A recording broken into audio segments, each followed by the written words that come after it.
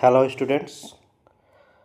आज की क्लास हमारी नाइन्थ क्लास की फ़र्स्ट क्लास होने वाली है, जो कि कोऑर्डिनेट ज्योमेट्री।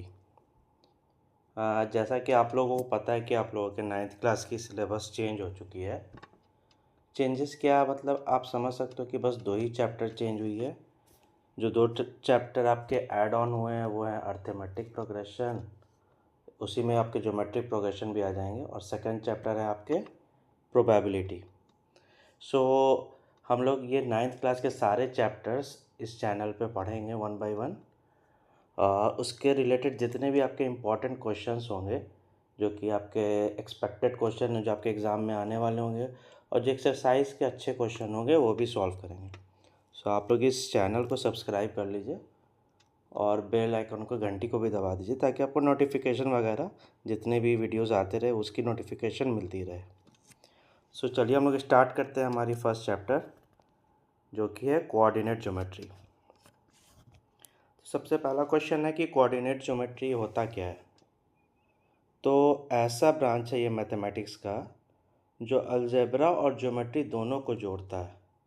मतलब ये हमें क्या बताता है कि किसी भी 2D प्लेन पे अलजेब्रिक इक्वेशन के मदद से आप ज्योमेट्रिक शेप को पता कर सकते हैं। ज्योमेट्रिक शेप तो आपको अभी पता नहीं करना है, मतलब कि आपको वो एडवांस लेवल में चल जाएगा। फ़िलहाल तो आपको बेसिक लेवल ही पढ़ना है ज्योमेट्री का, ठीक है। तो सबसे पहले हम लोग स्टार्ट करते, देखिए यहाँ से हमारा, आप देखिए ये एक्स प्लेन है, ये एक्स एक्सिस है, ये हमारी वाई एक्सिस है, ठीक है। इस एक्स एक्सिस को हम लोग क्या बोलते हैं, इस एक्सिस को हम लोग बोलते हैं एब्सिसा,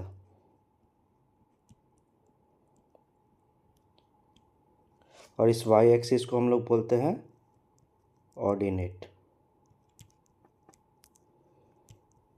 ठीक है। तो किसी भी पॉइंट को अगर आपको फाइंड आउट करना होगा तो आप कैसे फाइंड आउट करेंगे, उसके एक्स एक्सिस और वाई एक्सिस। मान लीजिए कि आपके पास एक पॉइंट है, ये पॉइंट है, मान लीजिए कि एक पॉइंट है ये ए, ठीक है। अब इस ए पॉइंट का हमको कोऑर्डिनेट फाइंड आउट करना है। तो आप देखो यहाँ पे 0 से आपके ये डिस्टेंस कितना हो जाएगा 4, तो एक्स कोऑर्डिनेट कितना हो जाएगा यहाँ पे 4, और 0 से आपका इस पॉइंट पे जाइए तो आपकी ये पॉइंट कितनी हो जाएगी 6, मतलब ये हो जाएगी 6। तो ये 4,6 हमारा क्या हो जाएगा, ये हमारा पॉइंट का वैल्यू बता देगा कि एक्स एक्सिस और वाई एक्सिस में कितने वैल्यू है, ठीक है। यहाँ तक सभी को समझ में आ गया होगा। चलिए अब हम लोग नेक्स्ट पढ़ते हैं, जो कि है हमारा क्वाड्रेंट। अच्छा, हमारे किसी भी ये एक्स वाई एक्सिस पे 2D प्लेन पे, 2D प्लेन को आप लोग कोऑर्डिनेट ज्योमेट्री को आप कार्टेशियन प्लेन भी बोल सकते हैं, ठीक है। तो इसमें क्या होते हैं कि 4 क्वाड्रेंट होते हैं।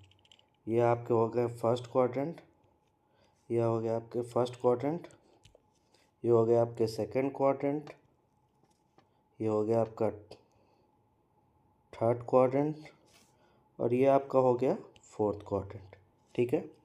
तो आप यहाँ से देख लीजिए कि फर्स्ट क्वाड्रेंट में हमेशा एक्स एक्सिस क्या है, ये हमारा एक्स एक्सिस है, ये पॉजिटिव वैल्यू है।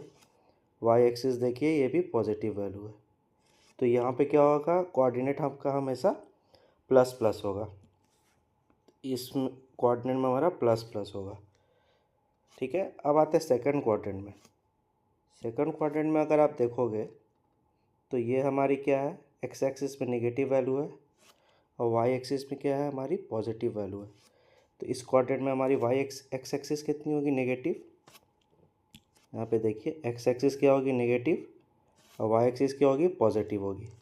ये एक पॉइंट है, मान लीजिए क्यू एक पॉइंट है, तो आप इसकी वैल्यू देखिए -5, एक्स कोऑर्डिनेट नेगेटिव है और वाई कोऑर्डिनेट क्या है, पॉजिटिव है, ठीक है।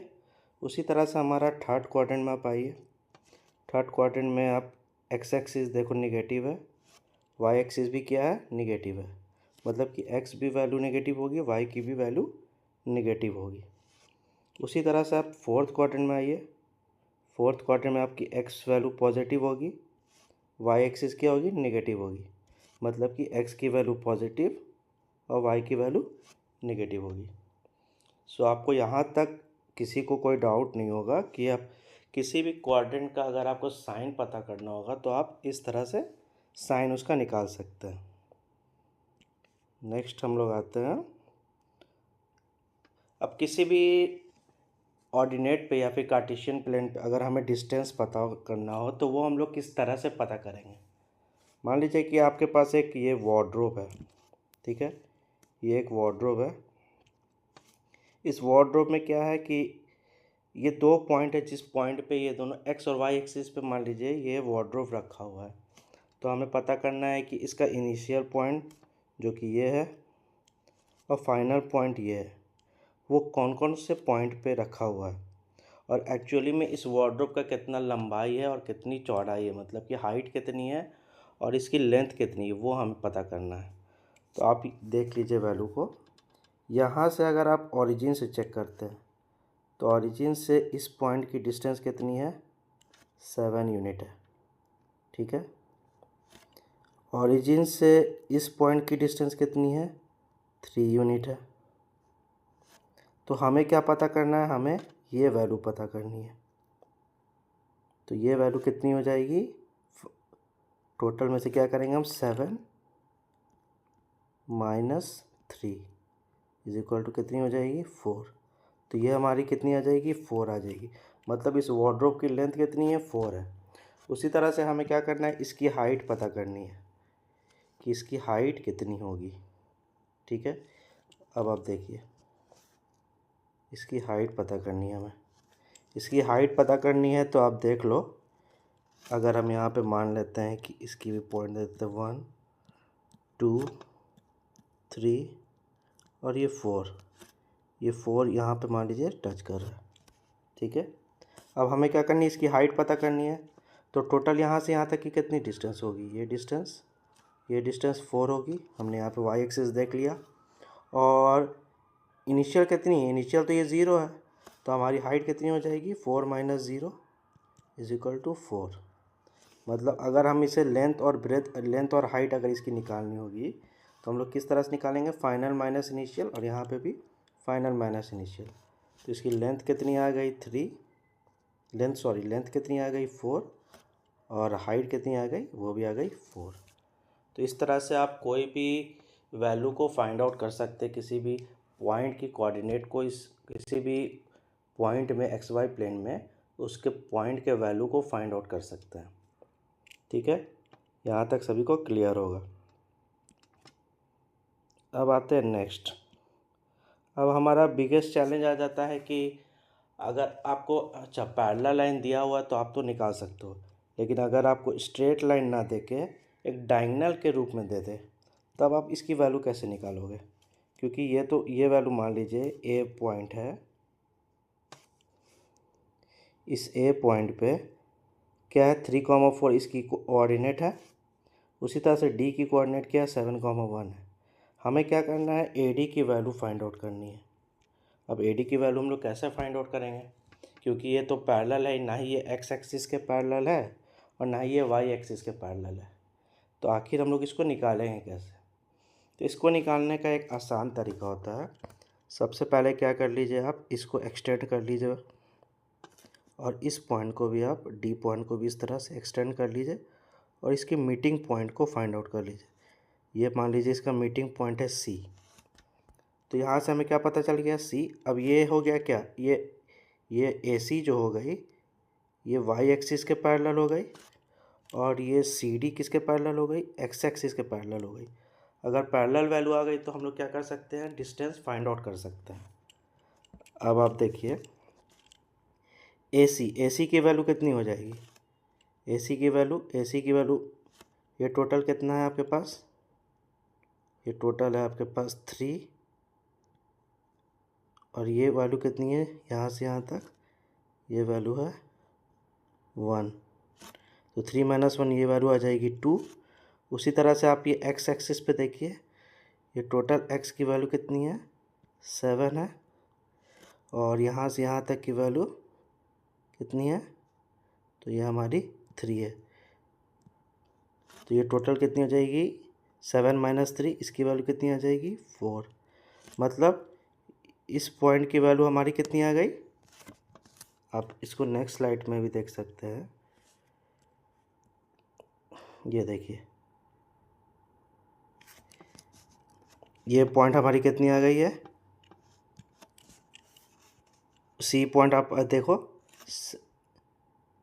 सी पॉइंट की कोऑर्डिनेट कितनी है 3। वेट कीजिए 1 मिनट। ये देखिए, ये टोटल कितनी हो गई वैल्यू 7।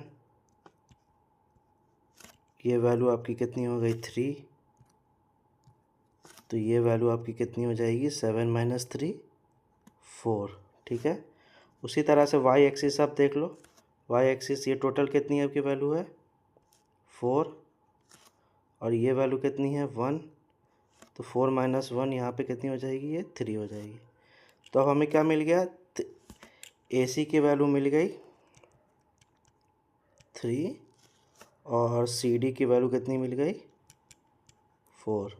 तो अब पाइथागोरस थ्योरम से क्या निकाल सकते हो आप, ए डी की वैल्यू निकाल सकते हैं।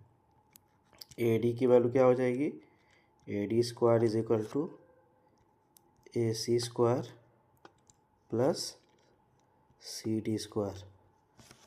तो ए डी स्क्वायर कितना हो जाएगा 3 की स्क्वायर प्लस 4 की स्क्वायर। तो ए डी की वैल्यू कितनी आ जाएगी यहाँ से, √9 प्लस 16 25। और इसकी ये किसकी स्क्वायर रूट, ये इसका स्क्वायर रूट कितना हो जाएगा, ए डी की वैल्यू आ जाएगी 5। तो हमारी क्या डिस्टेंस निकल गई, ए डी की वैल्यू निकल गई 5। तो फाइनली हम लोग का क्या निकल गया, ए डी का वैल्यू निकल गया। ठीक है, ये तरीका है आपका निकालने के लिए। अच्छा, ये तरीका तो आपका एक लॉन्ग तरीका हो गया। इसका क्या है, हमारे पास एक शॉर्ट तरीका भी है। हम लोग अब शॉर्ट तरीका से कैसे निकाल सकते हैं, तो इसका आप यहाँ पे देखो, एक डायरेक्ट फार्मूला है। इस फार्मूला को आप याद कर लो, चीज़ें अपने आप आपकी आसान हो जाएगी। मान लीजिए आपके पास ए एक वैल्यू है और डी एक वैल्यू है। ठीक है, इसकी कोऑर्डिनेट दी हुई है, ए की वैल्यू x1 y1 और डी की वैल्यू गई x2 y2। इसकी क्या फॉर्मूला होती है, x2 माइनस x1 की whole square plus y2 minus y1 की होल स्क्वायर। इस फॉर्मूला को निकाल लीजिए, आपका डिस्टेंस खुद ब खुद निकल जाएगा। अच्छा, अगर आप यहाँ पे देख रहे हो x2 माइनस x1, अगर आप यहाँ पे x1 माइनस x2 भी लिखते हो और y1 माइनस y2 भी लिखते हो, तो आपके फाइनल रिजल्ट में कोई भी चेंजेस नहीं आएगा, क्योंकि यहाँ पे ये स्क्वायर है। स्क्वायर अगर निगेटिव वैल्यू भी आएगी तो वो पॉजिटिव हो जाएगी। ठीक है। अच्छा, हमने क्या किया, पहले इसमें आप देखिए, इस क्वेश्चन को हमने सॉल्व किया।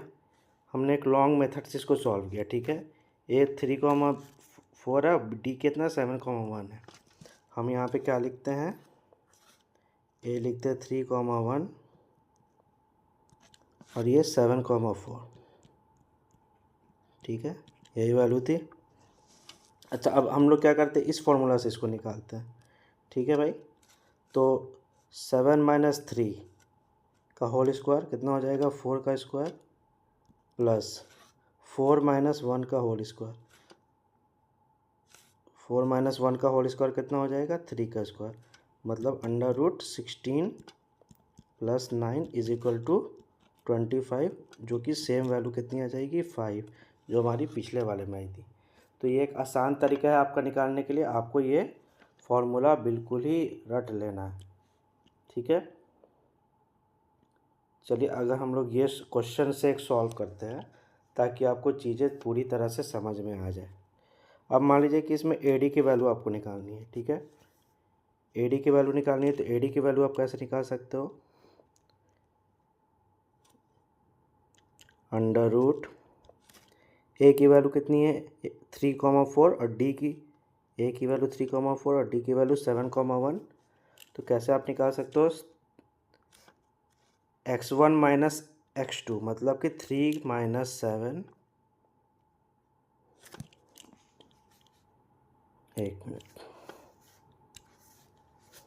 यहाँ से देखिए ए डी की वैल्यू निकालनी है, तो हम लोग लिख सकते हैं 3 माइनस 7 की होल स्क्वायर प्लस 4 माइनस 1 का होल स्क्वायर। ठीक है, तो ए डी की वैल्यू कितनी आ जाएगी, 3 माइनस 7 मतलब -4 की स्क्वायर प्लस 3 का स्क्वायर। अच्छा, -4 का स्क्वायर ये पॉजिटिव आ जाएगा, यहाँ से कितनी आ जाएगी value, 16 plus 9 is equal to 25। Answer हमारा कितना हो जाएगा, 5।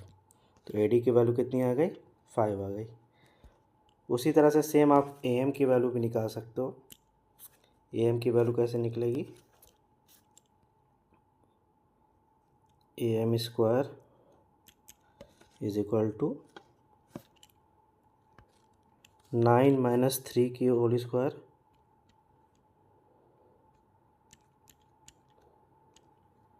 प्लस 6 माइनस 4 का होल स्क्वायर, 6 माइनस 4 का होल स्क्वायर।